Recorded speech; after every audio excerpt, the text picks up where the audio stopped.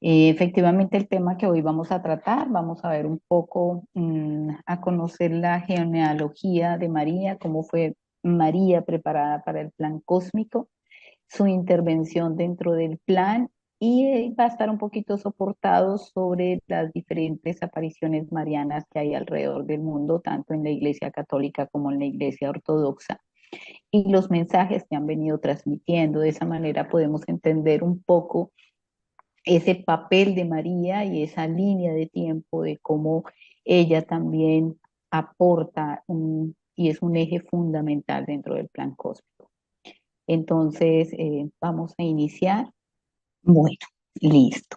Mm, el tema que hoy vamos a trabajar es un tema que particularmente por ser el mes de mayo, que es el mes de la Virgen, y que es un mes donde la humanidad, sobre todo la humanidad católica, recuerda mucho el tema de las apariciones marianas, sobre todo de una de las apariciones que ha tenido mucha más influencia en el mundo católico, como es la aparición de Fátima.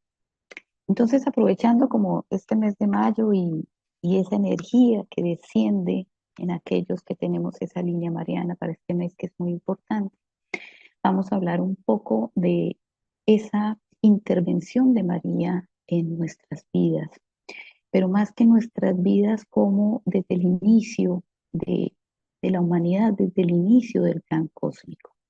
Para eso vamos a traer a colación una de las partes eh, que ustedes ya han visto para quienes asisten los miércoles a las reuniones. Simplemente les voy a recordar la genealogía de María para que recordemos algo importante. Como algunos han visto las conferencias de Dante relacionadas sobre esa genealogía de Jesús, lo que quise traerles aquí es para que recordemos un poco esa descendencia y cómo se viene preparando realmente la venida de Jesús. Entonces, inicialmente, pues viene la raza adámica que nosotros la hemos interpretado a través del Génesis o lo que ha habido o lo que nos han enseñado, la creación de Adán y de Eva. ¿Sí? Entonces, Adán y Eva, pues obviamente tienen genética no de Yahvé, es una genética estelar, de, es una genética estelar de seres extraterrestres que se complementan los cromosomas del Homo sapiens, 43 cromosomas de Homo sapiens con 43 cromosomas, 23 cromosomas de los Homo sapiens, 23 cromosomas estelares, y se crea la raza adámica, Adán y Eva. Ellos tienen 3 hijos, de esos hijos pues ya conocemos la historia, que Caín mata a Abel, tienen otro tercer hijo que es Seth. De esta línea de Seth llega Noé. Entonces está Matusalén, que es el abuelo, la ve, llega Noé. Con Noé ocurre el diluvio, que es parte de los primeros movimientos que tiene el planeta Tierra, uno de los momentos en que hay una catástrofe a nivel planetario, y dentro de esa catástrofe planetaria que viene el diluvio, aparece eh, Noé, que es un ser que tiene un nivel vibratorio muy alto, que es aquel que ha venido como cumpliendo esa ley del Padre Celestial que fue transmitido a través de Matusalén y a través de todos sus ascendientes. Este Noé, nosotros, quienes tienen algún conocimiento, mm, creíamos en un inicio que había un solo Noé.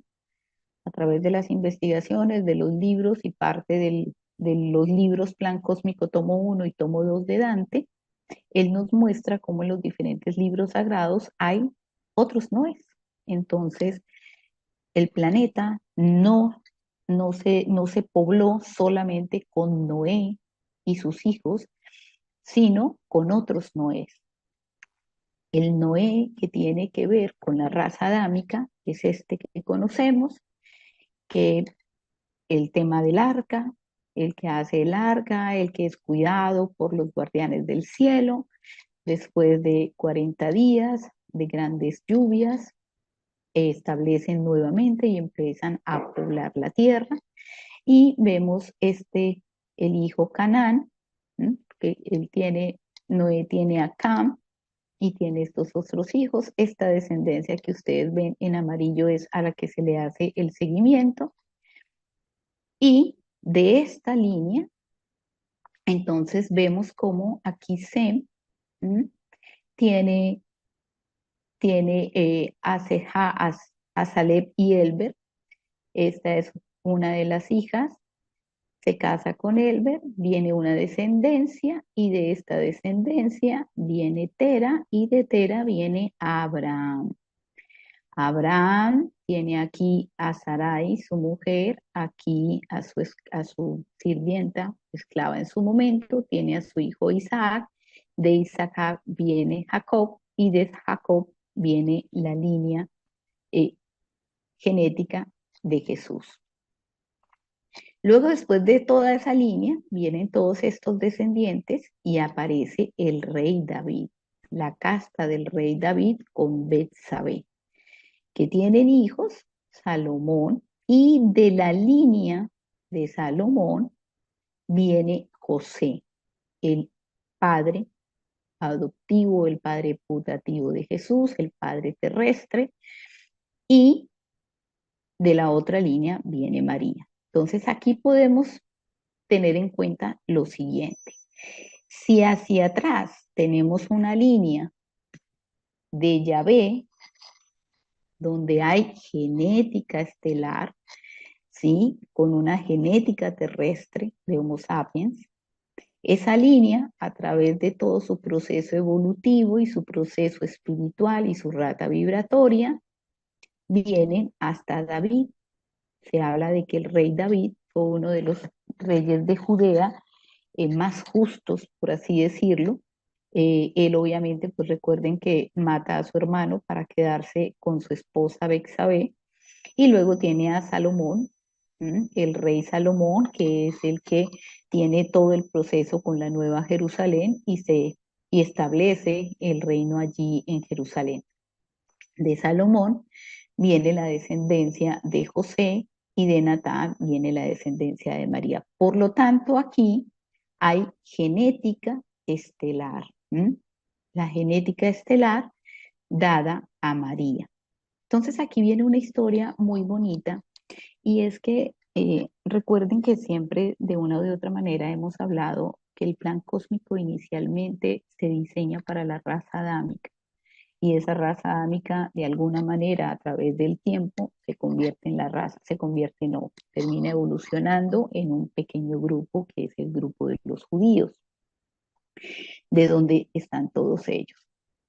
En su momento, la salvación o el plan estaba diseñado para ellos, para salvarlos. Entonces, ¿qué hacía el Padre Celestial? Cada vez que tenía un profeta o tenía un rey, el cual era ungido por un profeta, la idea era que este rey trajera esas leyes que de alguna manera se habían dado desde la época de Moisés, donde tuviésemos una mejor convivencia, el amor al prójimo, el no pretender pisotear a un ser humano para salir adelante o tener éxito, sino era ese proceso evolutivo donde todos fuéramos realmente hermanos, donde realmente fuera una comunidad pacífica, que esa humanidad creciera y evolucionara de tal manera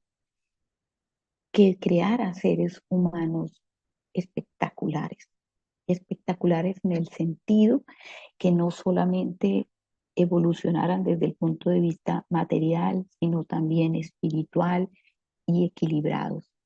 Pero el poder entre nosotros, los seres humanos, ocurre a través de las jerarquías, a través de la discriminación, de las clases y demás.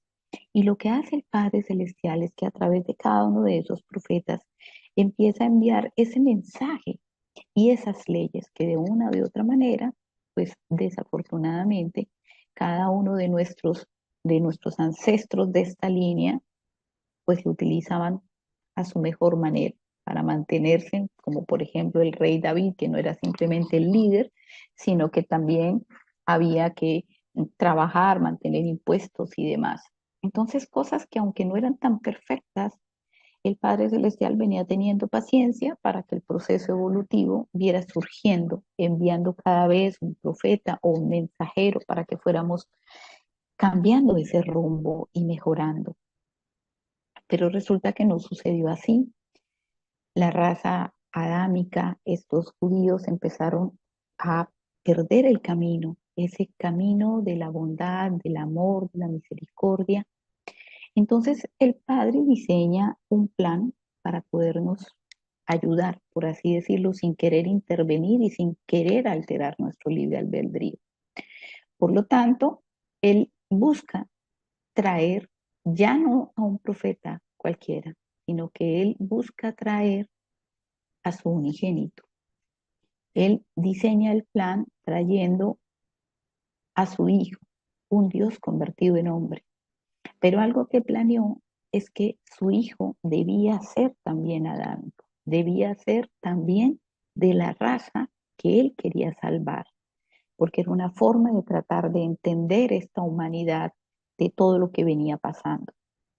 Recuerden que hablamos, cuando ustedes conocieron parte del plan cósmico, hablamos de que los seres adámicos puros, cuando son custodiados por los Oriones, se mezcla esa genética y obviamente el padre se ve obligado y toda la jerarquía intergaláctica se ven obligados a tomar decisiones sobre esta nueva raza y atrofian o desplasmatizan nuestra glándula pineal. ¿Mm?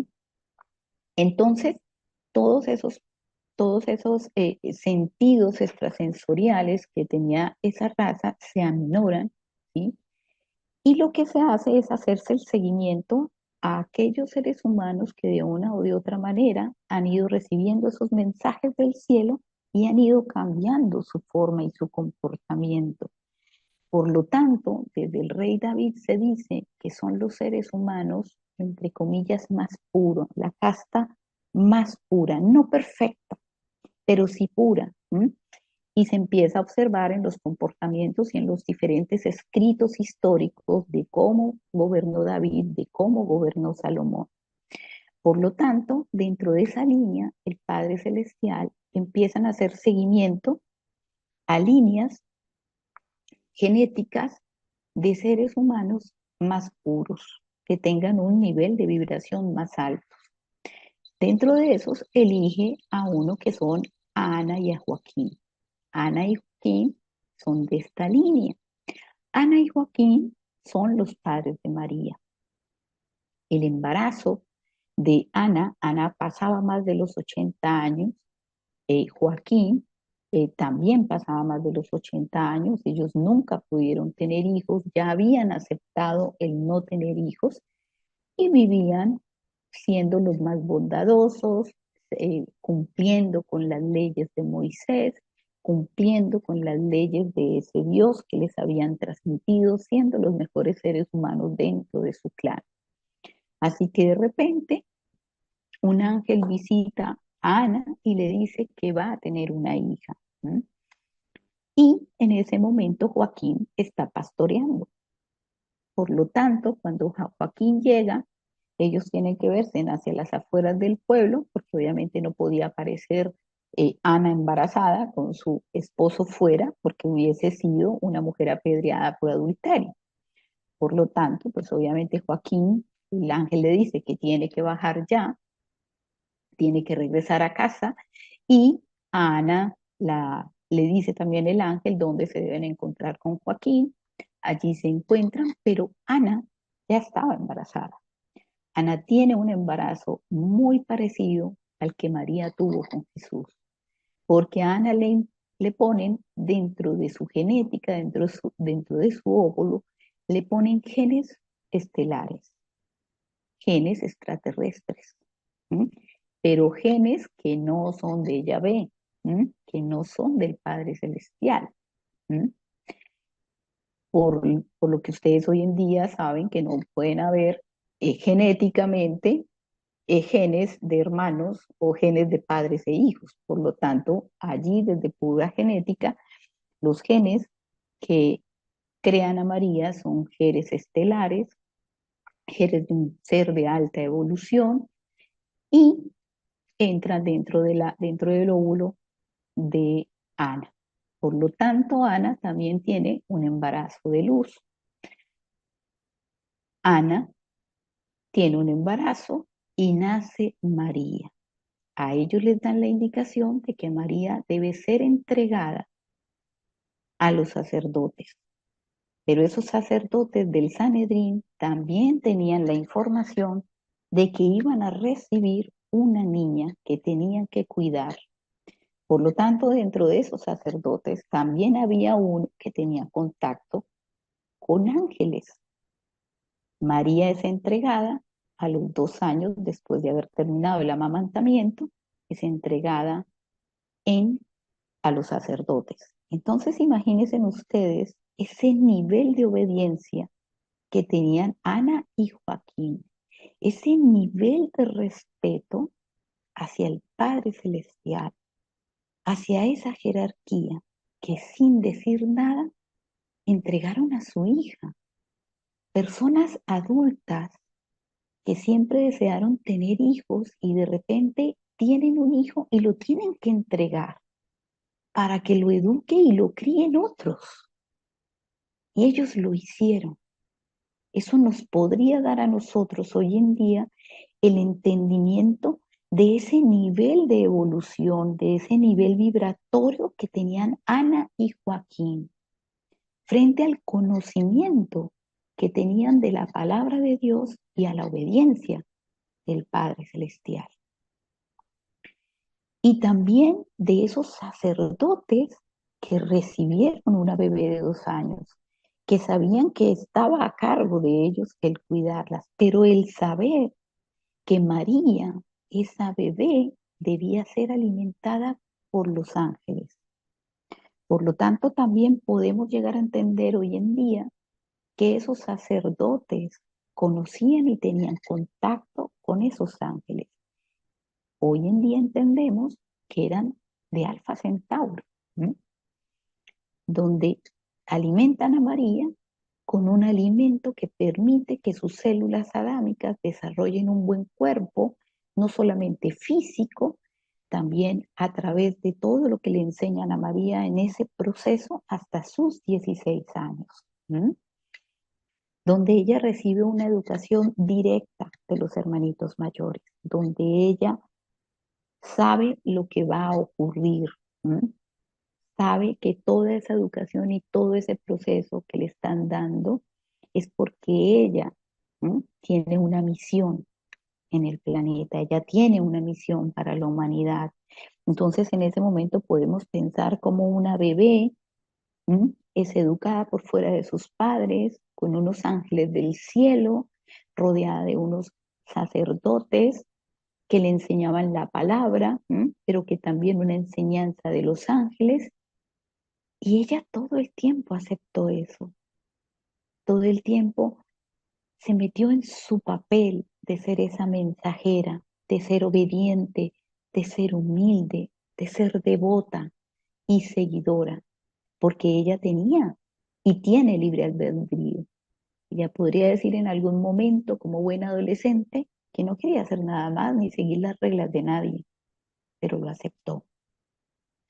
Cuando ella cumple los 16 años, que es la edad en que se presentan las vírgenes dentro del Sanedrín y dentro de ese clan de donde pertenecía María, los hombres debían ir a la iglesia, a la iglesia allí donde los sacerdotes, para que fueran entregadas todas las vírgenes. Las vírgenes, niñas de 16 años de las diferentes familias, debían hacer una ceremonia y dentro de esa ceremonia aparecían para que fuesen entregadas. Entonces eran los sacerdotes los que asignaban los matrimonios, los que asignaban esas vírgenes a los hombres que estuvieran solteros. Por lo tanto, José es otro ser humano con un alto nivel vibratorio, obediente de la palabra de Dios, obediente con los sacerdotes, con la iglesia misma, que como él queda viudo y tiene hijos, pues allí no era bien visto que hubiese un hombre viudo con hijos. A ese hombre viudo había que asignarle una mujer para que terminara de criar a sus hijos, ¿m? Y seguir teniendo el soporte de lo que era la familia, de lo que era el núcleo familiar, que era un concepto que se defendía mucho en aquella época. Por lo tanto, de manera sincrónica, esa niña de 16 años llamada María es entregada a José, ¿m? Como su esposa, como la mujer que debe estar con él. Entonces, allí las diferencias de edades, porque José ya era un hombre adulto, tenía hijos adolescentes y María es una niña, una mujer de 16 años. Luego, obviamente allí María sale del Sanedrín, sale siendo ya la prometida, por así decirlo, de José, y ocurre el tema de la anunciación. Pasando muy poco tiempo, aparece el ángel donde María no se extraña, las escrituras ni la historia narra de que ella se hubiese asustado por ver un ángel, para ella es absolutamente común, normal ver un ángel, y este ángel le da la noticia, que es bendita entre todas las mujeres, que Dios ha visto en gracia y que ella será la madre del Hijo de Dios. Y María lo acepta, María no titubea en ningún minuto. Y ustedes hoy en día, ¿por qué lo podemos decir? Porque cuando ustedes hacen el rosario y hacen ese proceso de reflexión, ya sea a Álvaro, ya sea a Andrea, ya sea a Cristina, cuando ellos llevan, ya sea a Juan, cuando hacen el rosario, hay momentos en que se hace la lectura puntual de la Biblia, pero a veces viene esa canalización de ese momento. Y en esa canalización del momento ustedes han podido sentir esa anunciación, han podido sentir ese momento en que María acepta con beneplácito el ser la madre del Hijo de Dios. Y en ese momento María también tiene un embarazo de luz donde ahí sí sus cromosomas, que ojo, María tiene un alto porcentaje de esos 23 cromosomas terrestres, ella ya tiene menos cromosomas terrestres, porque ella viene de un nacimiento de luz. Por lo tanto, uno podría terminar diciendo en genética que ella tendría 12 cromosomas extraterrestres y 12 cromosomas terrestres de Ana. Por lo tanto, ese cuerpo de María estaba absolutamente preparado en un alto nivel vibratorio para recibir los 23 cromosomas del Padre Celestial. Si nosotros llegáramos a imaginar la magnitud de vibración del Padre Celestial, esa vibración energética para que un cuerpo terrestre lo recibiera, ahí solamente pensemos de manera racional esa fuerza vital y energética que debía tener María. No solamente esa belleza, sino ese resplandor que ella podía tener ahí en su clan, ahí con los demás judíos que la rodeaban. ¿Mm? Ella era inigualable.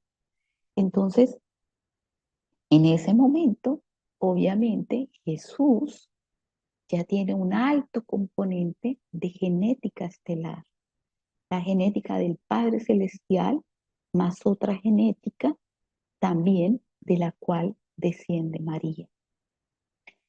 Y allí María no solamente acepta el nacimiento de su hijo, sino también acepta todo ese acompañamiento a través de la vida de Jesús estando detrás.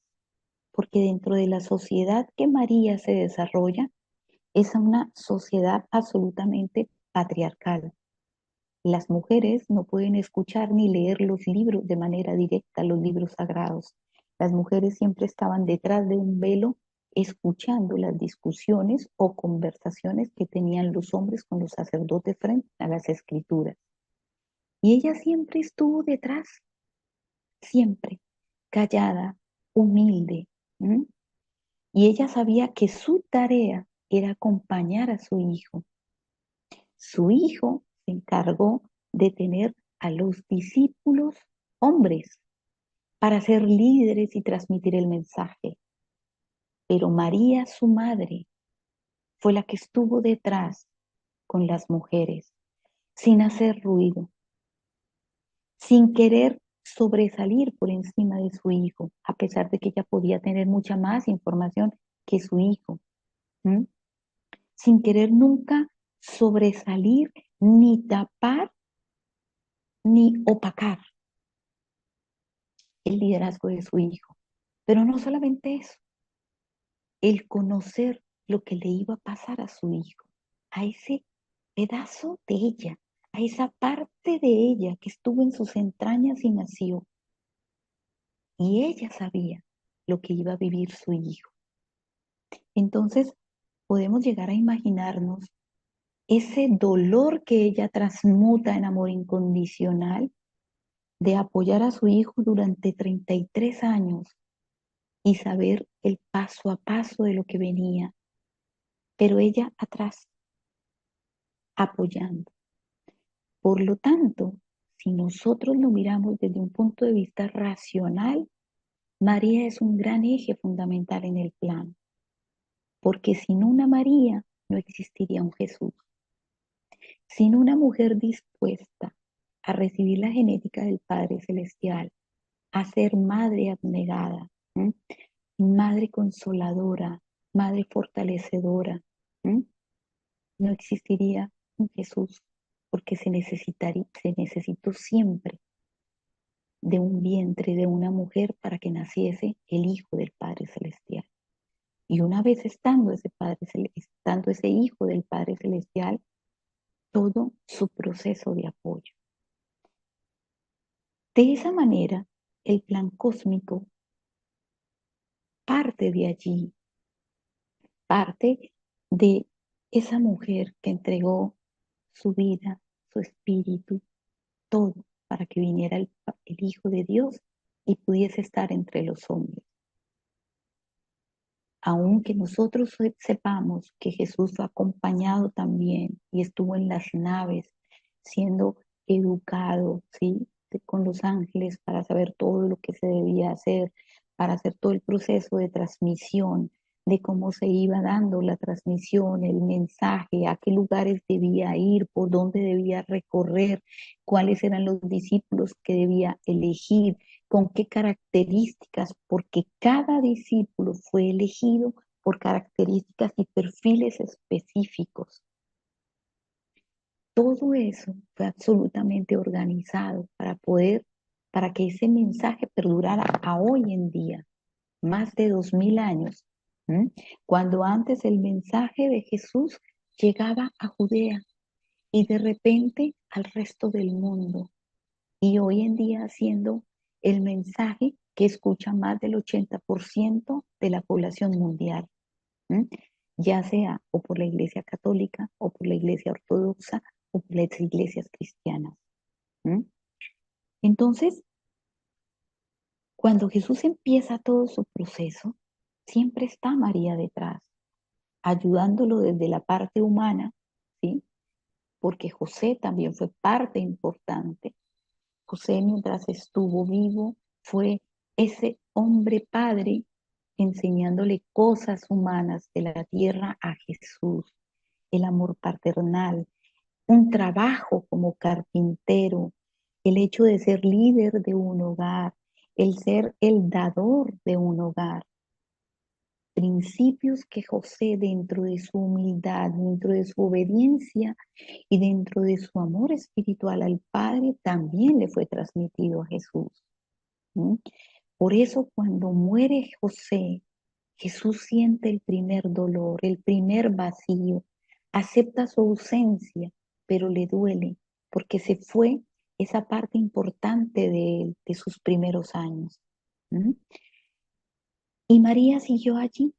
María sabía todo esto que venía y que iba a ocurrir. Luego, cuando ya Jesús se va a sus diferentes viajes con los discípulos, María siempre estuvo ahí detrás con las mujeres, transmitiendo el mensaje también para que esa información que las mujeres siendo madres transmitían a sus hijos también la pudiesen transmitir. ¿Mm? Pero María nunca invadió el hecho de hacer milagros, nunca invadió el hecho de querer estar al mismo nivel o no de su hijo. Ella siempre supo su misión, hasta dónde iba, sus límites. Y así fue esa madre que acompañó a su hijo, esa madre que todo el tiempo lo pudo proteger, pero que sabía que en esos días de pasión ella no podría estar más ahí que mirarlo a los ojos y darle toda esa fuerza espiritual para que Jesús pudiese soportar todo ese dolor. No solamente el dolor humano de los látigos como ustedes lo han podido vivir en los rosarios, sino también el dolor de la soledad, el dolor de ver que todos sus discípulos lo abandonaron en el último momento y el único que lo acompañó fue Juan, porque aunque él tuviese un alto nivel vibratorio, también tenía sentimientos. Y aunque él aprendió el amor incondicional, también sintió dolor. Y María estuvo allí. Así que esa primera parte del proceso de, de María es en esa tarea de Jesús. Luego Jesús se va, parte, viene su proceso de la muerte y resurrección, y María donde estuvo, apoyando a los discípulos, dándoles fuerza, diciéndoles que recordaran que Él dijo que Él volvería, ayudándolas a contener el miedo, porque recuerden que cuando Jesús muere y desaparece su cuerpo porque resucita, los discípulos empiezan a ser seguidos por los romanos porque consideraron que ellos se habían robado el cuerpo y que obviamente por el otro lado, como Barrabás había sido liberado, venían también las guerras civiles de los seguidores de Barrabás. Así que hay un momento social y político muy conflictivo que empiezan a buscar a los discípulos, ellos se tienen que esconder y empiezan a tener miedo y a dudar. ¿Y quién los fortalece? María. Es la Virgen María la que los mantiene unidos. Luego viene el proceso de resurrección, vienen las apariciones de Jesús y poco a poco se van fortaleciendo. Luego viene el momento de Pentecostés, cuando desciende el Espíritu Santo y empiezan los discípulos a hablar en lenguas y a entender hacia dónde debía dirigirse cada uno, porque cada uno tomó un territorio diferente. Cada uno abarcó, porque hubo toda una organización de cómo debían seguir los viajes de cada uno de los discípulos para extender el mensaje de Jesús, que terminó no siendo el mensaje de Jesús, sino un mensaje universal que iba más allá del mensajero por sí mismo. Así que María está ahí en todo ese proceso. Luego viene su proceso de la ascensión, cuando ella es elevada hacia los 50 años, es elevada a los cielos a través de una nube, se va a una nave y empieza a compartir y a trabajar desde allí con los hermanitos de Alfa Centauro. Y empieza a venir la otra parte de María, el siguiente trabajo dentro del plan. Y ese trabajo dentro del plan tiene que ver con las apariciones marianas. Entonces, dentro de las apariciones marianas, vamos a ver aquí todas las apariciones marianas que han habido en este cuadro. Las que están en azul son apariciones no aprobadas por la Iglesia Católica. Y las que están en blanco son aprobadas por la Iglesia Católica. Y hay una aparición muy importante de la Iglesia Ortodoxa, que es la aparición de la Virgen de Egipto. Entonces, miremos cuál fue la primera aparición conocida, ¿m?, por la Iglesia y reconocida. Miren a quién se le apareció. En el año 40 después de Cristo, a Santiago Apóstol. Se le apareció la famosa Virgen del Pilar, de la cual se habla muy poco, pero acá en España es la patrona.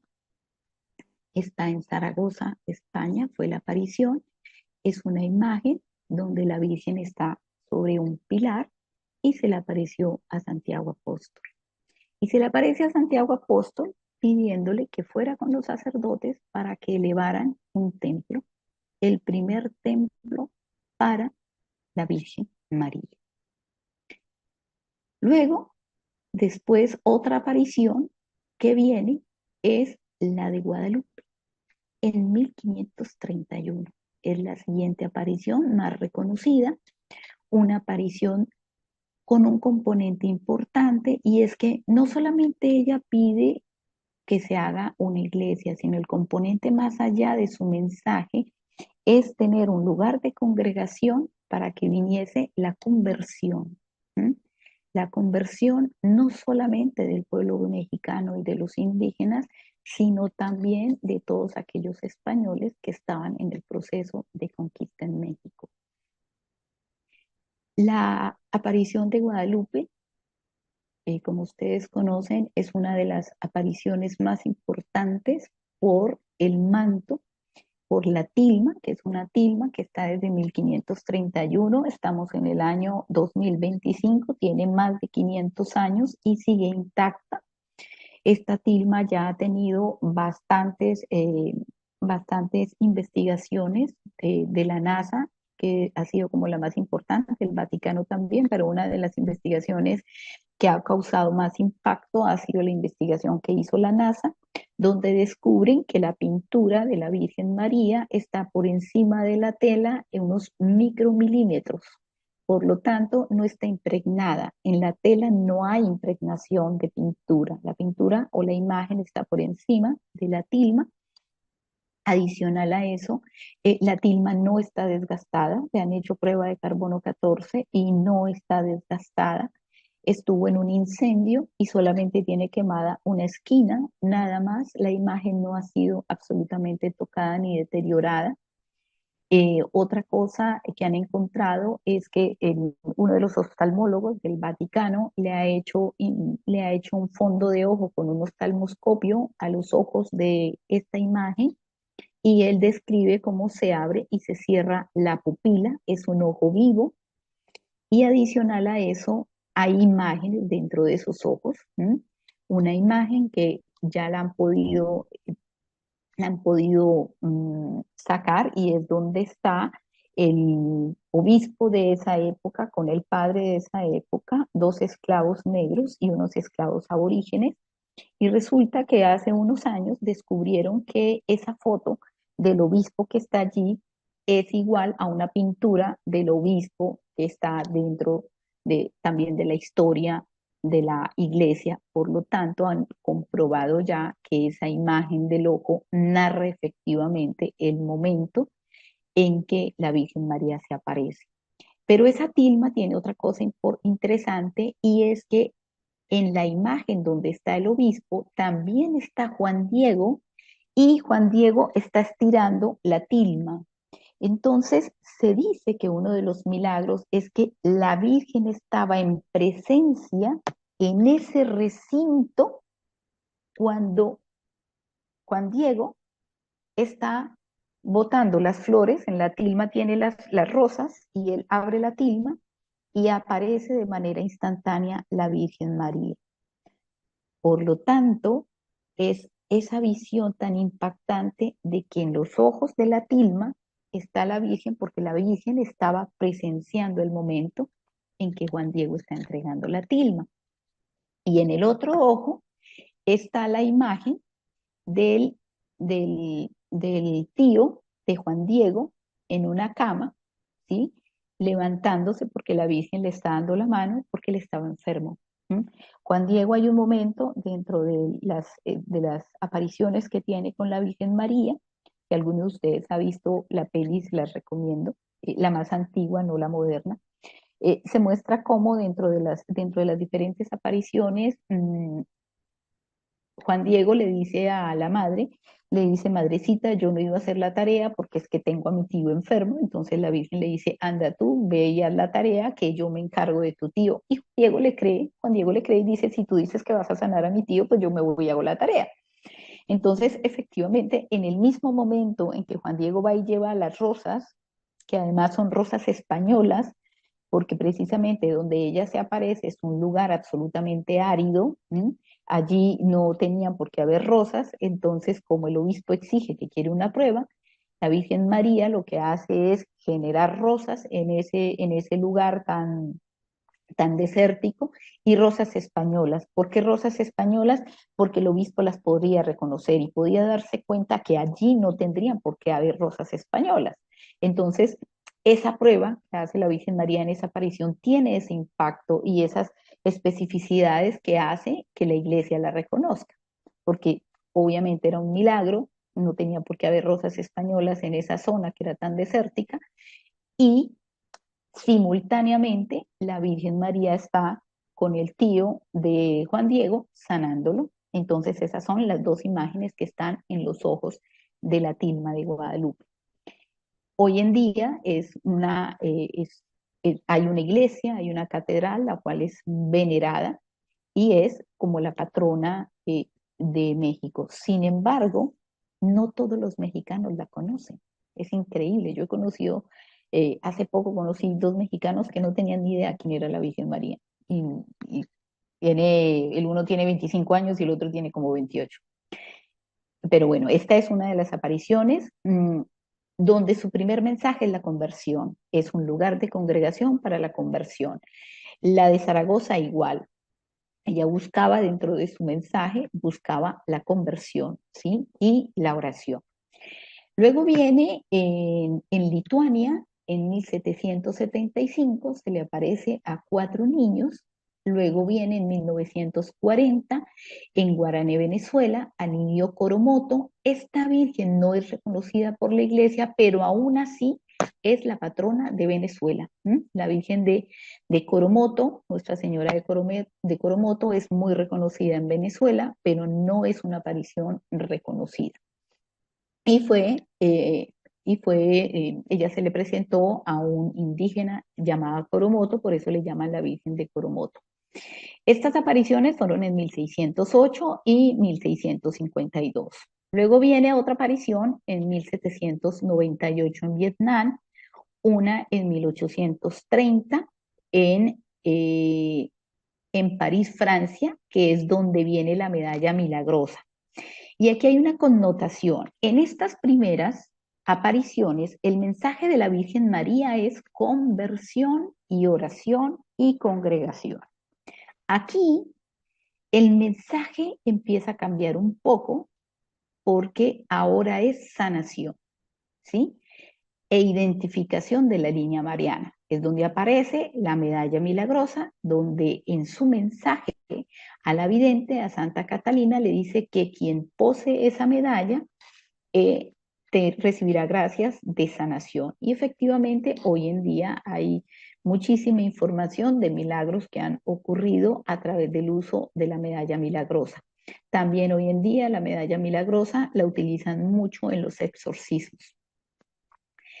Luego viene en 1846 la de La Salette, que también habla del tema de sanación, que se le presenta a dos videntes. Ay, perdón, algo se me fue. Luego viene en 1858, viene la de Lourdes. La de Lourdes también tiene un gran componente de sanación, porque la aparición de Lourdes a Bernardete, lo que le pide la Virgen es que vaya a se le aparece en esa cueva y el milagro es que Bernardete come tierra, todo el mundo se burla de que miren cómo la Virgen la hace comer tierra, ya nadie le quería creer, pero de esa tierra que ella come empieza a brotar agua. Y esa agua empieza a producir milagros, uno de los milagros más importantes en ese momento de Bernardete, por la cual ya los curas cercanos, los sacerdotes cercanos lo aceptan, es porque una familia lleva a un niño con polio, con parálisis infantil, y lo meten dentro de esa agua y el niño se sana. Entonces, a partir de allí vienen otras sanaciones. Entonces, este mensaje en Lourdes es la sanación. Hoy en día es una catedral grandísima, está hecha como una especie de nave, una cúpula, es una cúpula en la parte de abajo, es donde hacen las misas, en la parte de arriba pues está como parte de la catedral y la iglesia, y vienen congregaciones de la Virgen, devotos de la Virgen de Lourdes de diferentes países, y vienen a este lugar con los enfermos, ¿no? Con enfermos en sillas de ruedas, en camas, en los estados deteriorados de enfermedad, y tienen un tema muy bonito. Yo estuve allí y se hace el rosario al mismo tiempo a las 5 de la tarde, y se hace en todos los idiomas. Entonces, mm, yo no tendría cómo explicarles a ustedes esa sensación. Yo fui con mis dos hijos y con mi nuera, y nosotros, bueno, primero hicimos el recorrido, vimos cómo entraban absolutamente todas las congregaciones. La misa de sanación es hermosísima, dura más o menos unas 2, 3 horas. Cada sacerdote de cada país hace una parte de la misa en su idioma. Y luego cuando ya salimos de la misa se hace como el recorrido, ¿sí? Es un recorrido largo que es está perfectamente planeado para alcanzar a hacer todos todo un rosario. Entonces, cada rosario, o sea, cada misterio se hace en un idioma. La energía que desciende es impresionante. Que tú entiendes el Ave María, así no esté en español. Lo escuchas en ruso, lo escuchas en alemán, en italiano, en inglés, y sientes exactamente la misma fuerza. Es una experiencia religiosa impresionante. Mm, Todo el tiempo estuve llorando, pero no llorando de tristeza, sino que esa luz que embargaba mi corazón no lo aguantaba mi cuerpo. Es una experiencia espectacular. Allí tienen de esa agua de aquella época, hicieron como una especie de manantial artificial, y bueno, la gente muy devota recoge agüita, y hay milagros soportados de personas que van, hacen la peregrinación y posteriormente sus médicos los declaran sanos, y bueno, no tienen explicación de dónde viene la sanación. Entonces, esta es una de las apariciones que representan un mensaje de la Virgen María, que es la sanación. Ay, cada vez que me paro aquí se me cae. Luego, perdón, pero lo voy a hacer de otra manera, a ver si no pierdo.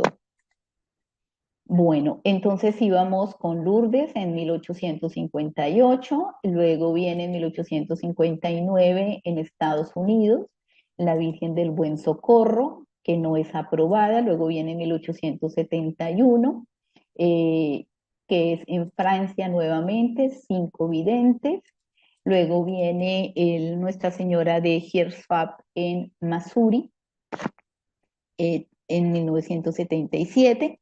Perdón, es que esta es la fecha en que la aceptó la Iglesia Católica, en que la negaron. En 1877 fue la aparición. Y esta, la de 1879, la señora, Nuestra Señora de Knock, de Irlanda, en el Condado de Mayo, es la primera aparición que habla del Apocalipsis. Aquí el mensaje de la Virgen cambia. Arriba, congregación, conversión. Luego viene sanación. Y a partir de aquí, desde 1879, la Virgen empieza a hablar del Apocalipsis. El mensaje que le da a estas 15 personas es sobre el Apocalipsis de Juan. Luego viene la de Portugal de Fátima, que De esa ustedes conocen perfectamente el mensaje, donde aquí hay casi 10 mensajes. Uno de esos fue el atentado de Juan Pablo II. Viene también el tema de la Tercera Guerra Mundial, viene el tema de la desviación de la Iglesia Católica, de cómo todo empieza a fallar dentro de la Iglesia, que fue en 1917. Luego viene 1930 en Sao Paulo, Brasil, luego en Bélgica, luego en 1945, 1947. Estas que no son aprobadas son apariciones donde la Virgen María empieza a hablar de que hay que orar porque vienen castigos. Hay que orar porque vienen castigos. Hay que orar, hay que congregarse, hay que orar. Y ella desde aquí empieza a pedirle a la humanidad que hay que orar, que hay que orar. En cada una de estas apariciones, miren, apariciones en 1594, hay apariciones en España. Me llamó mucho la atención, las que más están reportadas son de España. La de Akita, que es en Japón, que se le apareció a una monja, Agnes Katsuko, en 1973. Ella también habla mucho, no solamente de la conversión y la oración, sino también en Akita habla de los últimos tiempos. Luego viene en Nicaragua. Miren los países. Y nos empezamos a dar cuenta que la Virgen María empieza a recorrer diferentes zonas del mundo, no solamente Latinoamérica, sino también Asia, Europa, entonces África, en Ruanda, en Argentina, con la Virgen de San Nicolás, y obviamente la de Medjugorje. Estas son las apariciones que están reportadas dentro de la Iglesia Católica, que son en su totalidad 27 apariciones, sin saber cuántas no están reportadas. Porque, por ejemplo, yo recuerdo que de Colombia tenemos la Virgen de Boyacá, que también está que es reconocida porque hay templo, y aquí no está reportada. Entonces, estas son como las más grandes de conocimiento internacional. Y de la ortodoxa, de la religión ortodoxa, que es la de Egipto. Entonces, de esa de Egipto, no sé si ustedes la conocen. Mm, Déjenme ver. Puedo quitar este aviso, me desconecto. Mm, Sé que no puedo ponerle audio, entonces voy a tratar de agrandar la pantalla para que puedan ver esta. Esta es de las primeras es la primera aparición que tiene video y foto. Este es uno de los obispos o sacerdotes importantes de la Iglesia Ortodoxa que da fe de la aparición. Entonces, es en Egipto, en el Cairo. Mm, A ver si se puede mover un poco.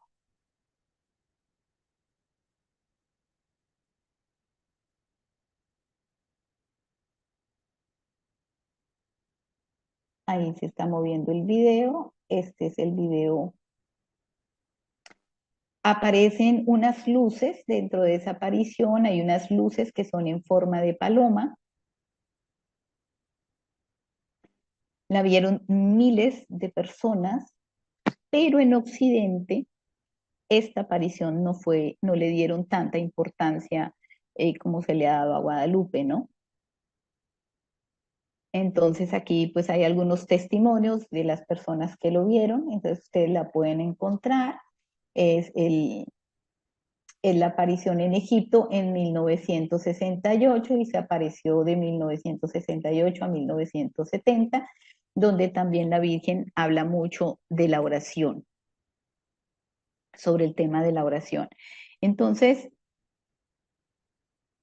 esta parte que les traía aquí sobre las apariciones es que empecemos a darnos cuenta que dentro del plan no solamente la intervención de la Virgencita ha sido, ha sido representativa, espérenme, que no sé por qué no me deja. Y ha sido representativa, entonces esta es la imagen de la Virgen. Todas las apariciones de las vírgenes tienen, en la Iglesia Católica le llaman advocaciones, cuando tú dices la Virgen María, la Virgen del Pilar, la Virgen de la Inmaculada Concepción, la Virgen de Lourdes, la Virgen de Fátima, es exactamente la Virgen María, simplemente que le han colocado el nombre dependiendo de la ciudad o dependiendo del vidente, ¿m? Que le adjudican el nombre. Pero las imágenes generalmente son como el retrato hablado del vidente que dice cómo la ve. Hay otras imágenes que las han cambiado. Entonces les voy a contar de cuáles han hecho los cambios. La de Guadalupe es inigualable, pues porque está la tilma como, como la prueba fehaciente. Una de las cosas hermosas de esta aparición es que la Virgen María en su imagen es una imagen aborigen. La Virgen María allí es morena, es trigueñita, con ojo achinado, semejando mucho semejando mucho la etnia de los indígenas a los cuales se apareció. ¿Por qué? Porque ella necesitaba impactar ese grupo de población y para que fuese aceptada tenía que estar de esa manera. Por eso todos los primeros que se convirtieron fueron los indígenas. Y por otro lado, Juan Diego era muy reconocido por su amabilidad, por su amor, por su servicio. Él ayudaba a su comunidad en absolutamente todo, entonces era el líder perfecto para poder transmitir ese mensaje. Luego viene la otra imagen. Espérenme, yo no soy muy buena con esto. Esta es la Virgen de Áquita. Entonces, si se dan cuenta, también su imagen es un poco asiática, siempre con las manos en posición de oración. Esta imagen, déjenme, esa imagen es la de Bélgica.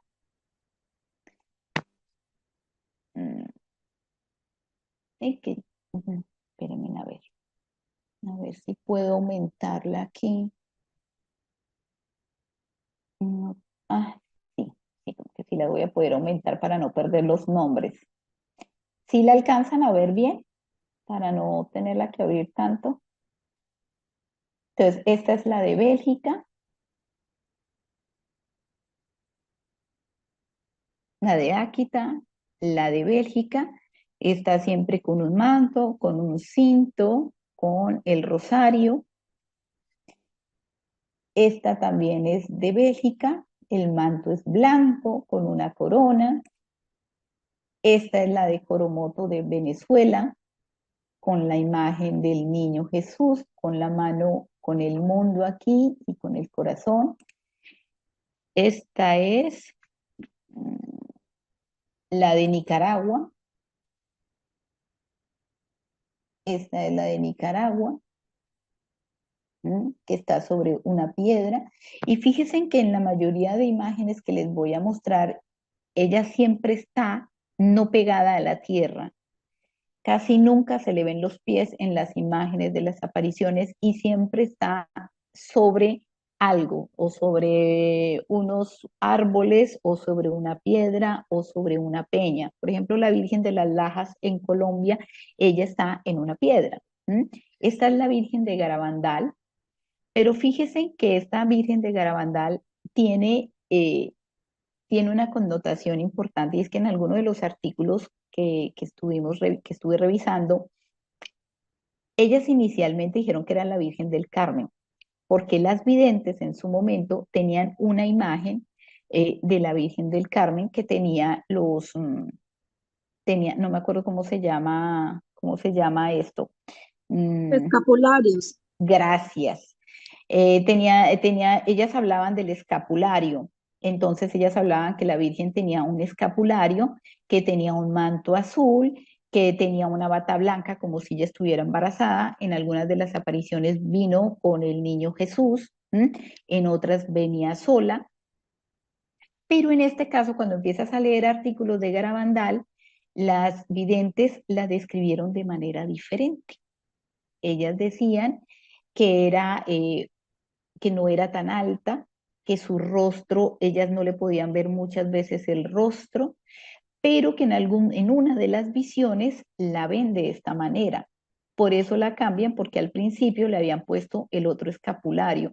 Entonces, Conchita, después de tanto trajinar con sus, con sus consejeros, con sus confesores llegaron a esta imagen. La imagen, esta es, esta es la imagen de Polonia, miren también, sobre un árbol. Esta es la de Ruanda, también sobre un monte de rosas. Esta es la de Irlanda, la de Enoch, la primera que habla del Apocalipsis, que también, primera vez, bien, esta es la de Ruanda. A ver si la puedo aumentar aquí de tamaño. No. Pero también pero también no. Fíjense que está sobre las nubes. En una está Judas Tadeo y el otro que la acompaña, no recuerdo en este momento, pero sé que Judas la acompaña aquí a la de Irlanda, representando perdón, Judas no, Juan, representando el Apocalipsis, porque es la primera, es cuando empieza a hablar por primera vez del Apocalipsis. Está la Virgen de Brasil. Esta es una imagen de Lourdes. A ver si,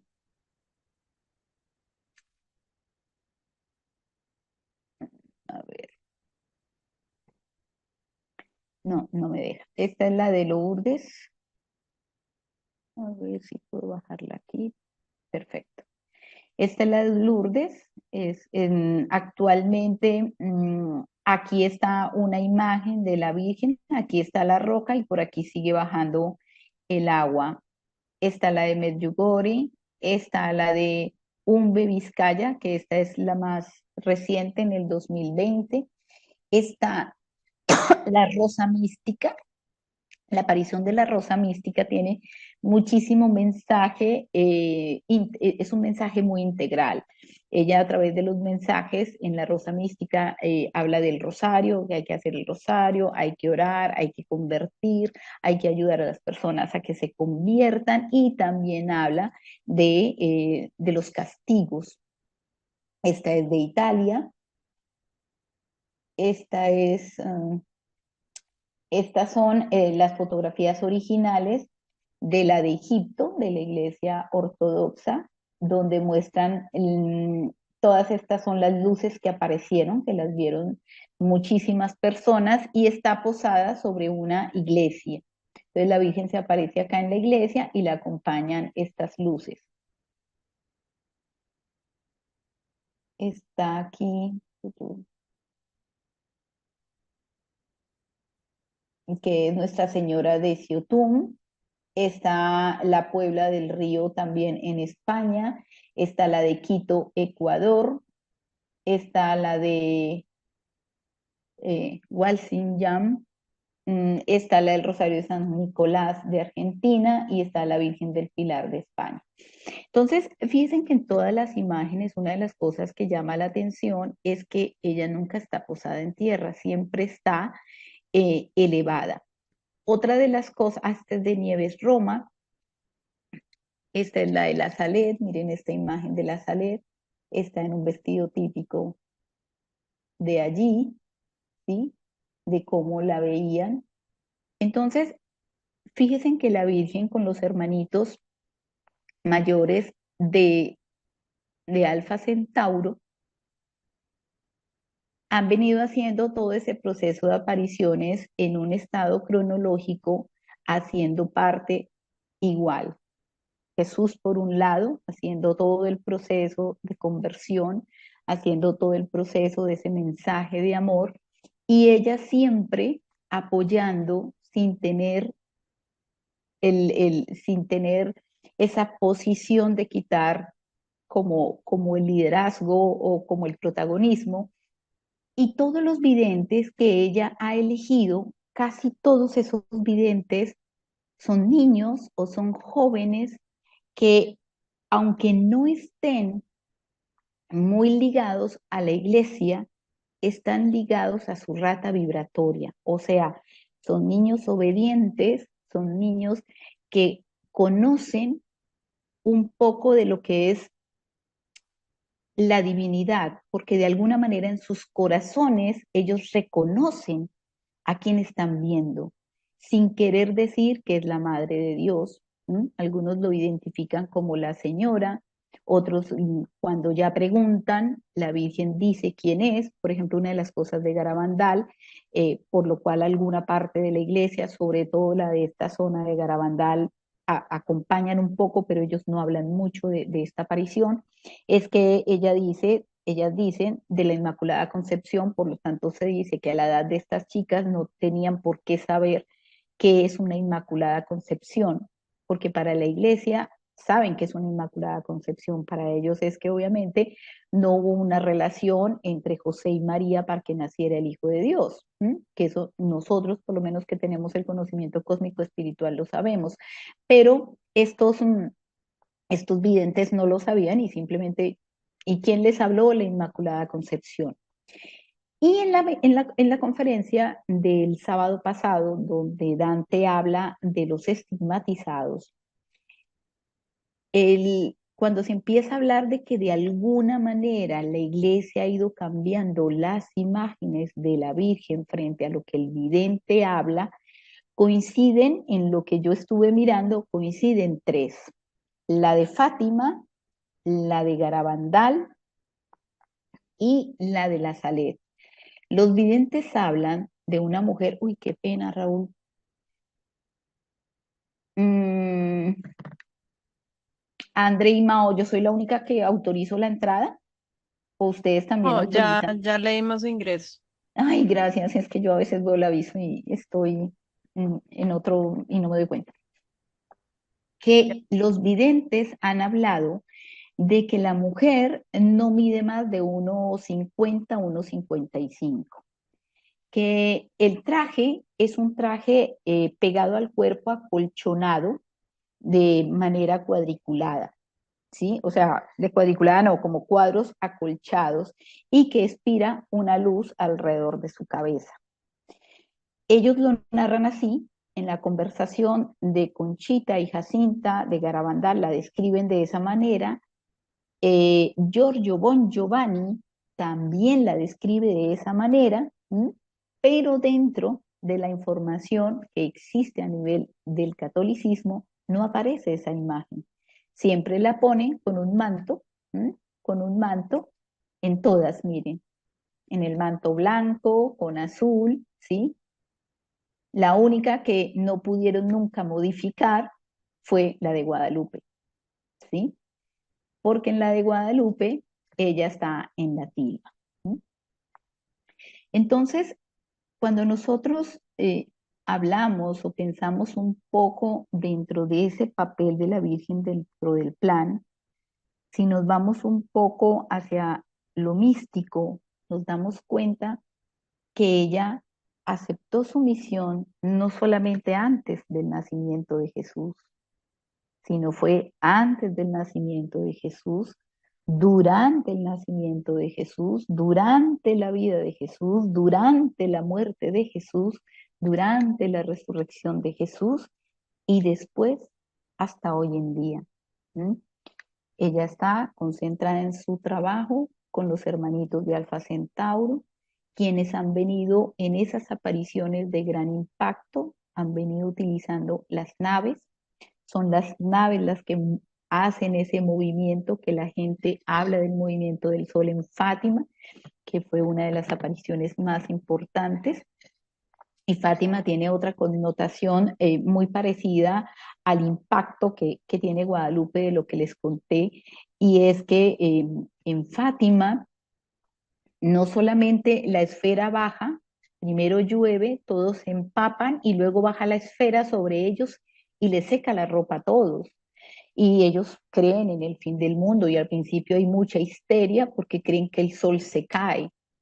Pero no solamente fueron las personas que estaban en Fátima. Después, con las investigaciones a través de los años, a kilómetros, a 3.000 y 4.000 kilómetros de Fátima, la gente vio el fenómeno. No sabían qué era. Describen que el sol bajó y se movió y que estuvo muy cerca. Así que esa aparición de Fátima por eso ha impactado tanto y de alguna manera la iglesia la ha aceptado porque ha habido infinidad de testimonios. Todos los videntes, otra similitud que tienen las apariciones marianas es que todos los videntes, cuando hablan de la aparición y el cura párroco o el obispo de ese país o de esa zona considera que es relevante, lo elevan hacia Roma y Roma envía a psiquiatras, envía a médicos para que hagan las entrevistas y puedan comprobar si sí o no las personas tienen salud mental y además siempre se pegan de que debe existir un milagro relacionado a un antes y un después de esa aparición. Una de las razones por la cual Medjugorje no está aceptado por la Iglesia en término universal, sino simplemente local, es porque según ellos no han podido aceptar plenamente estas apariciones. Sin embargo, las personas que van a Medjugorje hablan de que se hace la Eucaristía y los videntes participan.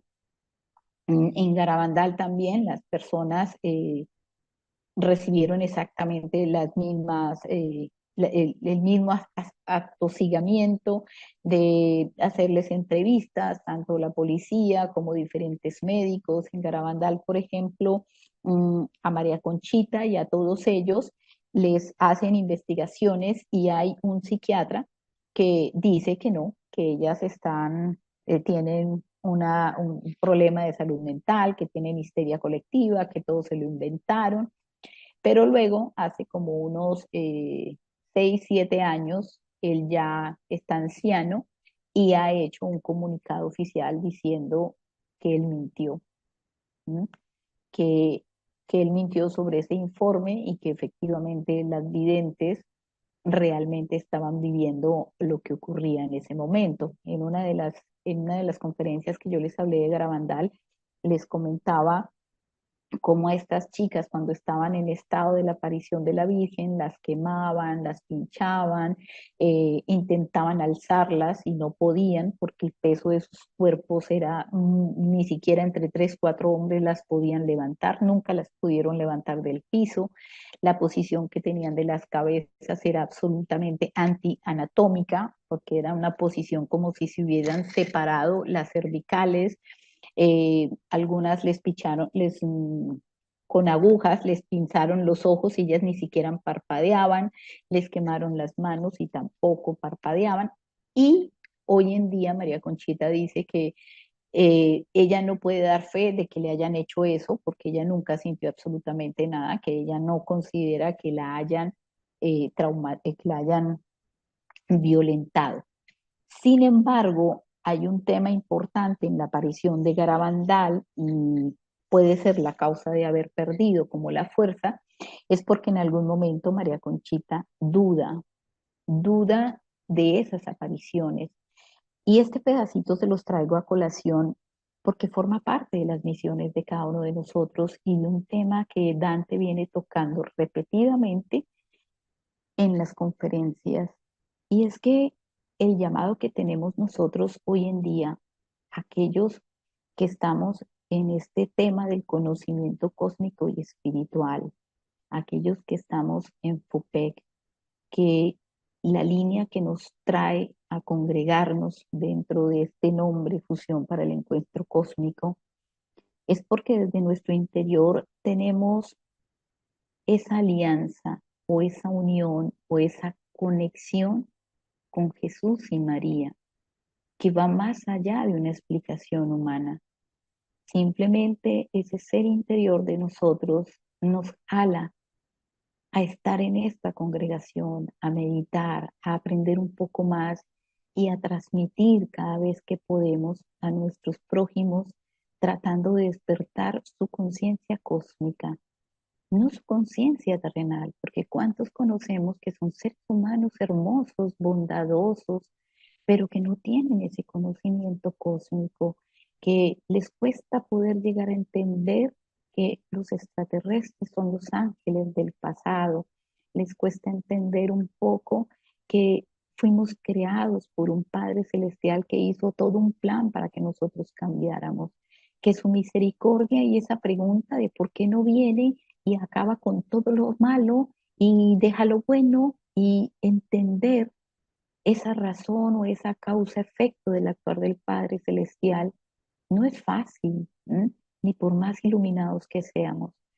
Pero este pedacito de la Virgen María nos pone a reflexionar cómo ella fue entendiendo su misión y al entender su misión fue parte de su vida y vivió en la misión. Sin querer ser atrevida, cuando yo miro la labor de Dante, de que él dejó su empresa de construcción y se dedicó 24/7 a esta labor, es porque algo dentro de su interior lo lleva a hacerlo, pero que además tiene una fe inquebrantable que sabe que si hoy vende libros o no vende libros, de si hoy paga una conferencia o no paga la conferencia, él sigue sosteniéndose. ¿M? Porque no pierde la fe en el Padre Celestial. Hace poco nos hablaba en un programa de radio que él aumentó el valor de la radio, obviamente los arreglos que tiene que hacer en Capítulo del Cielo, la caída del canal de YouTube, todos esos son ataques porque cada vez transmite más. ¿M? Y a María, a la Virgen María, seguro le ocurrieron muchas cosas. Si nosotros nos ponemos a pensar todo lo que ella debió haber sufrido en el momento de ver cómo todo su entorno social la pudo haber rechazado, eh, porque estaba embarazada, el tener que ir a visitar a Isabel no solo porque tenía que conocer a Juan el Bautista y tener esa conexión energética entre Juan Bautista que le abrió el camino a Jesús, ¿sí? Sino el ver a su prima Isabel y su prima Isabel ver a María como parte de su ejemplo de entereza y fuerza. ¿Sí? Todo ese momento en que María aceptó su misión, se encauzó y siguió adelante sin una sola queja. Y nosotros a veces nos quejamos por nimiedades. ¿M? No medito porque no tengo tiempo, hago el rosario después, ay, hoy no lo hago, no, es que es muy largo, no, es que no participo. Y a veces nuestra misión simplemente está en aumentar nuestro conocimiento porque en cualquier momento la proyección de nuestra existencia en las naves es que transmitiremos y tal vez no sea ahora, tal vez sea después. Cada uno de nosotros tiene su propio tiempo para transmitir. Entonces, estas apariciones marianas, la forma como han sido programadas y metódicamente realizadas, han sido para dejar ese mensaje. Yo siempre he visto el plan cósmico como un rompecabezas, ¿m? Como si se armara del centro hacia afuera cada una de las, de cada uno de los mensajes que a la humanidad va aceptando según su tiempo. Cuando yo empiezo a mirar los países de las apariciones, empiezo a darme cuenta que la Virgen María no ha dejado ni una sola parte del planeta de aparecerse. No alcancé a montarlas en un mapa, pero les aseguro que si yo montara un mapa con todas las apariciones marianas, veríamos que se ha aparecido en todo el globo terráqueo, en diferentes idiomas, católicos y no católicos, cristianos y no cristianos, que creen o no en ella, porque de alguna manera su misión es complementar la misión de su hijo, es complementar y llegar a esos que no llega a su hijo, Alguna vez hablábamos en el grupo, en una de tantas reuniones, cómo el Padre Celestial de alguna manera ha traído diferentes mensajeros alrededor del mundo, diferentes profetas en diferentes idiomas, en diferentes religiones, tratando de traer el único mensaje, que es el amor al prójimo, el amar a nuestro enemigo, el orar sin importar la convicción que tú tengas. Pero poco a poco se ha ido cerrando la brecha, hablando de esa unión hacia Jesús. Y María lo que hace en esas apariciones es dar a conocer a su Hijo Jesús. Esa ha sido como la misión que ella ha ido trabajando.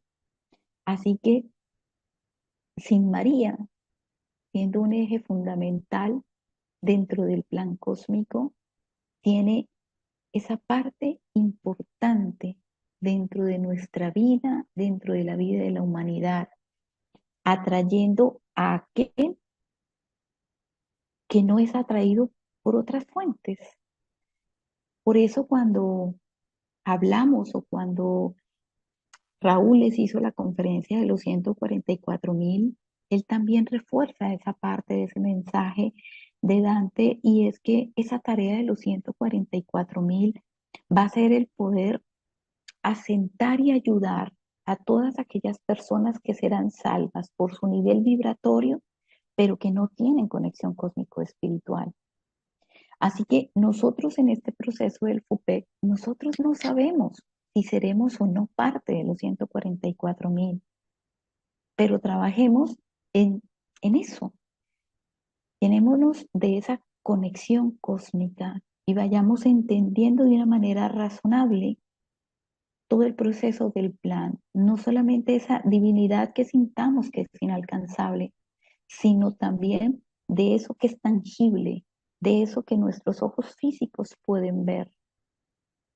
Así que eso era lo que hoy les quería transmitir de cómo la Madre María ha venido participando dentro del plan, cómo hoy en día ella sigue trabajando de manera activa, cómo cada una de sus apariciones siempre va a tener una representación importante en términos de lo cósmico, porque en sus apariciones siempre hay un evento cósmico, ¿m?